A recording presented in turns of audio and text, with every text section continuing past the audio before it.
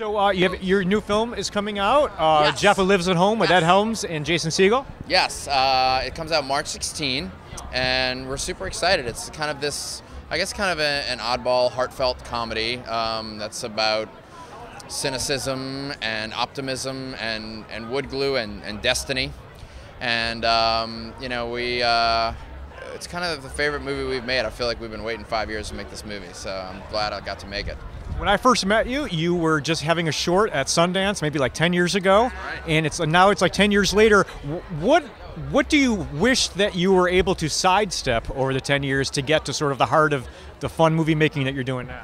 You know, it's crazy to say this, but it's been really fun the whole way through. And Jay and Katie and I have been very picky about the stuff that we've made, and there were hard things we had to do, like turn down a lot of money that we were offered to make some kind of crappy movies, and that was hard, but we've always been very careful about working with people we love, and that's what makes the movies fun. So from This Is John, which was a $3 short film in 2003, to Jeff Who Lives at Home, which was a much bigger budget movie, it was, we just kind of made sure we keep the spirit of fun alive. Oh, the sideburns and This Is John. Come on, those sideburns. Gotta love them.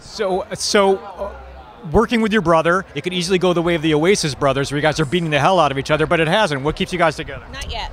Not yet. I think we're afraid to work alone, honestly. Like, whatever problems might come up between us are quickly dwarfed by how much we're able to get done by being together. And it's hard to make movies, and it's really hard to make good movies. So if you find something that works, stick with it. What's the first thing like you ever wrote, whether it's like something like in the grade school newspaper or whatever, like going way back? God, going way back, I'm remembering. You won a playwriting award in Yeah. college. You wrote a really good play. I'm remembering like ripping off like Annie Hall, writing like a one-act play when I was like 14, smoking pot in my room, and I was unfortunately smoking pot at 14 because that's what happens in New Orleans. Listening to Neil Young and being like, this thing is amazing, which I would love to read now. That would be. When you think about as you're a kid smoking pot in your room, what's the one thing that you miss from your room as a kid? Oh, interesting. Other than the stash. Yeah. I miss like that spirit of having a room flooded with rock and roll posters and feeling that like your life is fully ahead of you, the infinite possibility of what that feels like when you're 12 years old, I'm happy where I ended up. Rock and roll posters, though. Yeah, I guess we could. We could totally do that. Changing gears, there's a lot of like amazing shows on like HBO and Showtime, etc. What do you have your eye on any of those kinds of episodics that you'd like to kind of have your hand in and direct an episodic? Well, Jay and I have talked about directing TV. Katie and I work on this TV show, The League, as actors on FX. That's really fun and improvised and great. Is that very much improvised? It's all improvised from an outline, basically. And what is wrong with Paul Scheer?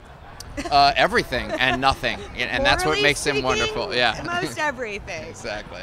He's everything you want in a Physically castmate. That's all you need to know. And it was pretty early on in this past season that the League got picked up for a new season. Mm-hmm. Yeah. That show has been really cool because we make it pretty cheaply and people like it, and in that way we've almost got tenure. Like, they have no reason to cancel us. We're a little weird, but we just do what we do. Yeah, and we've got an audience who's pretty passionate about us. Yeah. So that's great. They tackle us in airports. Exactly. I mean, we have football fans who love our show. You don't want to mess with us.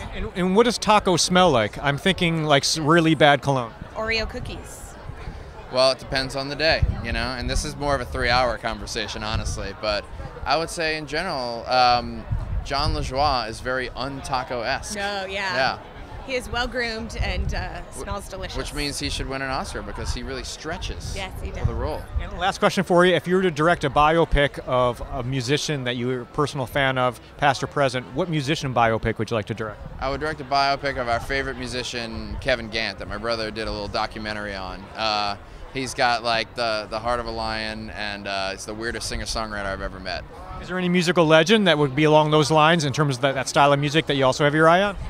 It would be fun to do one with Joni Mitchell. Joni Mitchell with Katie in the League. Yeah. Oh, wow, really? Yeah, of course. Aww. Be great, Joni Mitchell. Yeah, we just gotta dye your Let's hair. make that happen. But look at this little Canadian Nova Scotian face. You see it? It's all there. I can go But- open a note on you. But you couldn't shave your legs for 3 months during production. That's fine. I would love Fine.